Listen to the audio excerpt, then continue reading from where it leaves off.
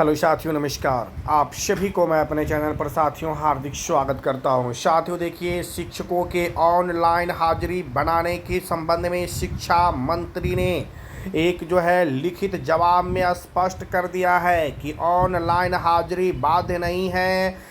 वेतन की भुगतान वह भौतिक रूप से जो उपस्थिति पंजी में शिक्षकों के द्वारा हाजिरी बनाई जाती है, उस हाजिरी के आधार पर ही वेतन भुगतान होगा, जिसको लेकर सभी पदाधिकारी को निर्देश भी जारी किया जा चुका है कि अगर किसी शिक्षकों की हाजिरी नहीं बन पाती है किसी कारणवश, तो उनकी वह उस दिन अब्सेंट नहीं माने जाएंगे। भौतिक रूप से जो रजिस्टर रखा गया है, उस रजिस्टर में जो हाजिरी दर्ज होती है, उस हाजिरी के आधार पर ही शिक्षकों का वेतन भुगतान होगा। साथियों, ये पूरी खबर को विस्तार से जानने के लिए वीडियो के अंत तक आप बने रहें और चैनल पर अब तक नए हैं तो चैनल को सब्सक्राइब कर लीजिए, जिससे कि शिक्षा विभाग से संबंधित और मुझे कोई भी खबर प्राप्त हो तो मैं सबसे पहले साथियों आप तक पहुंचा सकें। साथियों देख सकते हैं, ये बड़ी खबर है। शिक्षा मंत्री के द्वारा एक प्रश्न के जवाब, शिक्षा मंत्री से इस प्रश्न के जवाब में देखिए मंत्री की ओर से क्या जवाब आया है। ये प्रश्न पूछे थे श्रीमती शशि यादव के द्वारा। यह प्रश्न पूछा गया था कि क्या शिक्षकों की ऑनलाइन हाजिरी कंपलसरी है। उसमें मंत्री ने स्पष्ट किया है कि कंपलसरी नहीं है। श्रीमती शशि यादव माननीय सदस्य बिहार विधान परिषद द्वारा बिहार विधान परिषद के 209वें सत्र में पूछे जाने वाले तारांकित प्रश्न क्या मंत्री शिक्षा विभाग बतलाने की कृपा करेंगे। आप देखिए, श्रीमती शशि के द्वारा क्या प्रश्न पूछा गया था। प्रश्न था, क्या यह सही है कि बिहार सरकार के शिक्षा विभाग में राज्य के सरकारी स्कूल में कार्यरत शिक्षकों की हाजिरी ई शिक्षा कोश नामक एक मोबाइल ऐप पर बनवाने का निर्णय लिया गया है। तो देखिए, शिक्षा मंत्री का जवाब यहाँ है हाँ, स्वीकारात्मक है।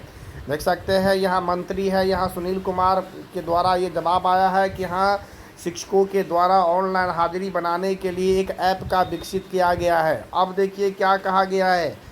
क्या यह सही है कि शिक्षकों को स्वयं का स्मार्टफोन उपयोग किए जाने के कारण दुर्घटनावश कहीं मोबाइल फ़ोन खो गया या ख़राब हो जाने पर काफ़ी कठिनाइयों का सामना करना पड़ता है और उपस्थिति दर्ज करने से वंचित हो जाते हैं।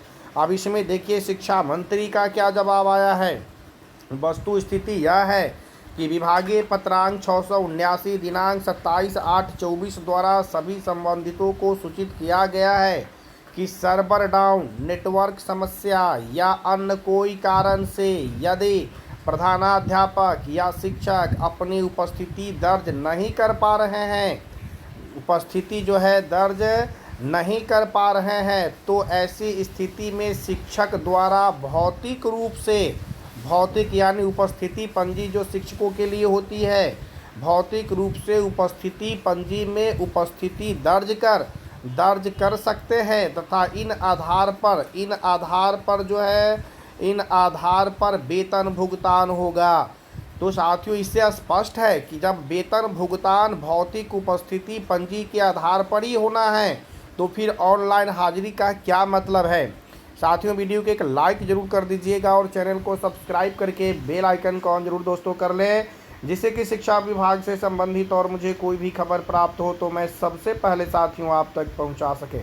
इसलिए साथियों, चैनल को जरूर सब्सक्राइब कर लीजिएगा। तो साथियों, आप अनुमान लगा सकते हैं कि जब शिक्षा मंत्री का यह लिखित जवाब है कि अगर किसी कारणवश शिक्षकों की ऑनलाइन हाजिरी नहीं बन पाती है तो उनकी भौतिक रूप से उपस्थिति जो दर्ज की गई है उस उपस्थिति के आधार पर ही शिक्षकों का वेतन भुगतान होगा। तो यानी इससे तो स्पष्ट है कि अब अभी ऑनलाइन हाजिरी के आधार पर वेतन भुगतान नहीं हो रहा है, क्योंकि अब सभी विद्यालय से जब अब्सेंटी जा ही रहा है, अनुपस्थिति विवरणी जा ही रहा है, तो फिर ऑनलाइन हाजिरी इसका मतलब ही क्या रह गया है।